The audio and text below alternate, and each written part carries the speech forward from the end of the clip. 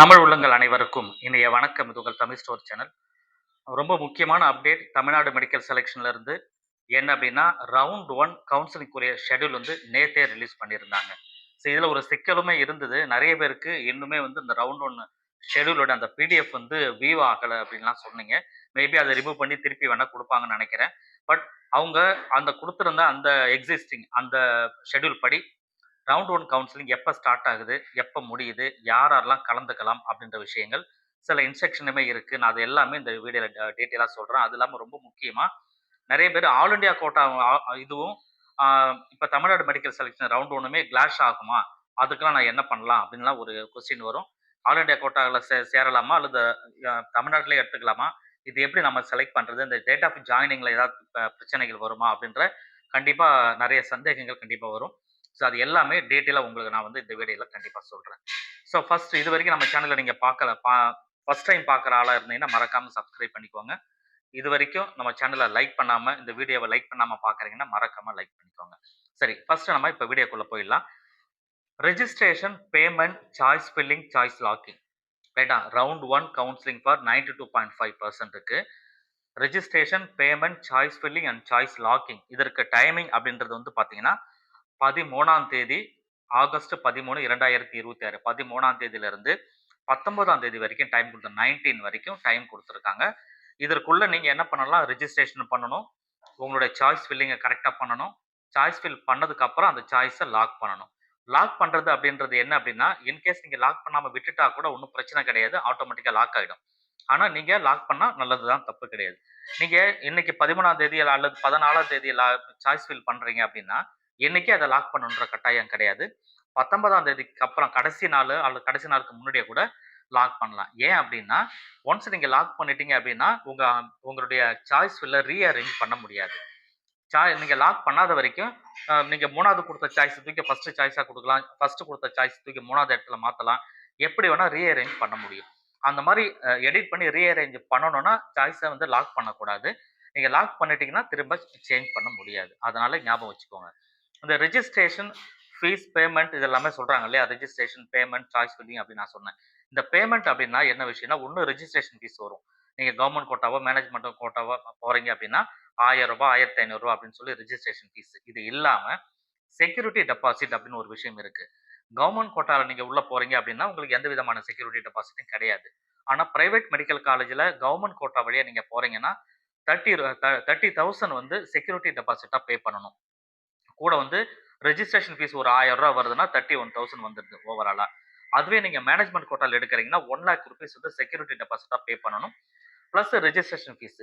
இல்ல நீங்க government and management 2மே சேர்த்து பண்றீங்கன்னா 1,30,000 வந்து 1,31,000 வரைக்குமே வரும் ரெஜிஸ்ட்ரேஷன் ஃபீஸையும் சேர்த்து.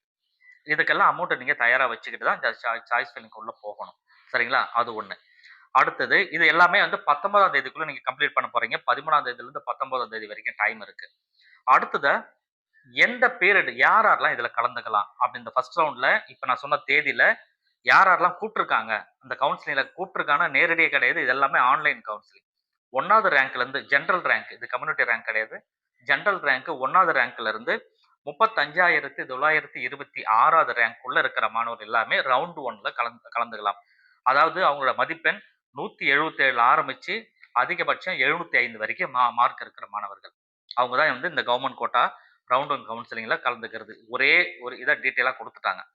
ஸோ அதுவே நீங்க மேனேஜ்மென்ட் கோட்டால வரீங்க அப்படின்னா, ஜெனரல் ரேங்க் ரவுண்ட் 1ல இருந்து 26,956 வரைக்குமே ஜெனரல் ரேங்க் அதாவது மேனேஜ்மென்ட் கோட்டால பார்ட்டிசிபேட் பண்ணிக்கலாம்.